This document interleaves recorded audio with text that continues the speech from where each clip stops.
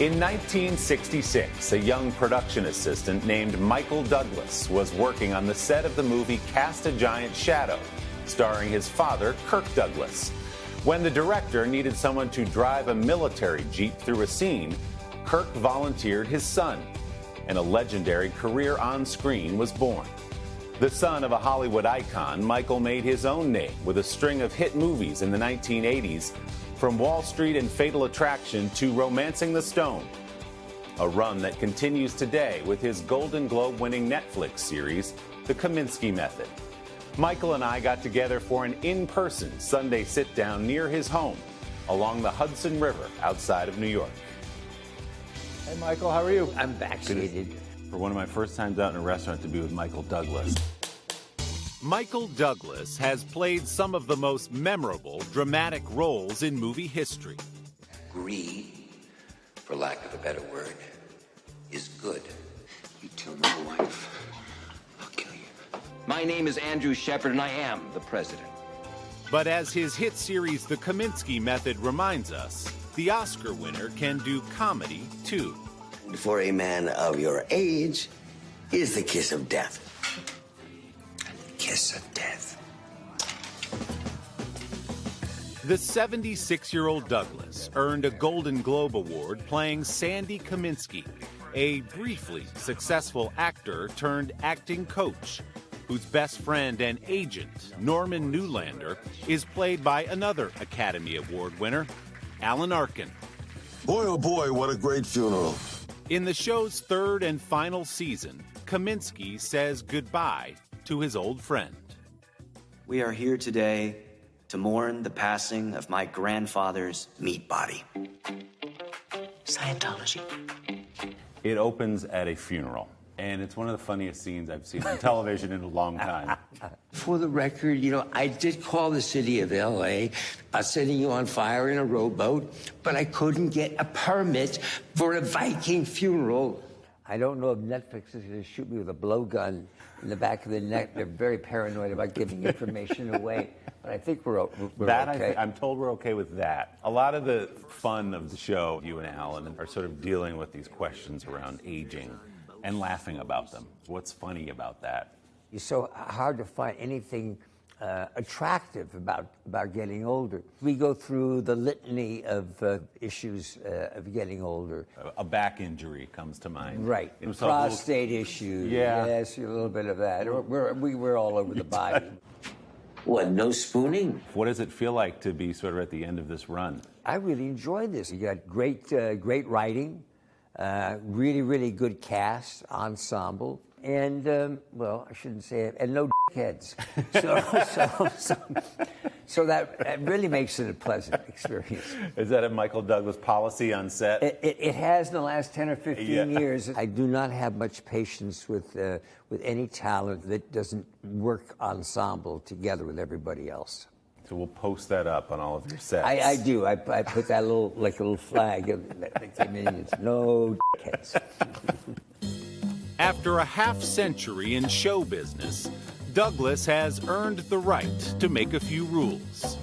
Born in New Jersey to actors Kirk Douglas and Diana DILL, and raised mostly in New York City, Michael didn't take up acting himself until he was forced to declare a major during his junior year at the University of California, Santa Barbara. I was a hippie, you know. Oh, far out. Okay, man. So I said, theater arts, man.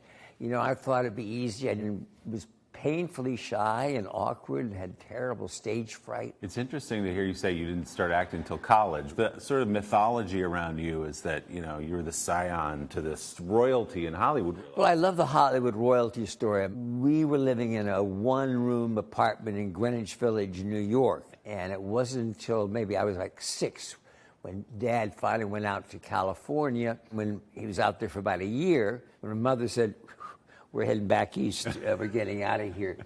So I never saw that big royal life that people talk about. Douglas first broke out in 1972 on television, playing Inspector Steve Keller on the streets of San Francisco. You're used to complicated cases. This is a neat one. His first Oscar came as a producer on the iconic film One Flew Over the Cuckoo's Nest. What do you think you are, for Christ's sake, crazy or something? Then in 1979, Douglas began to make his name on the big screen with The China Syndrome. Routine, huh? 5 years later, he produced and starred with Kathleen Turner in the box office hit Romancing the Stone. Follow that stone! I was constantly in a situation where I could produce a movie, but I was not approved by the studio as an actor. It was not until Fatal Attraction and Wall Street in the same year. Every battle is won before it's ever fought. Think about it.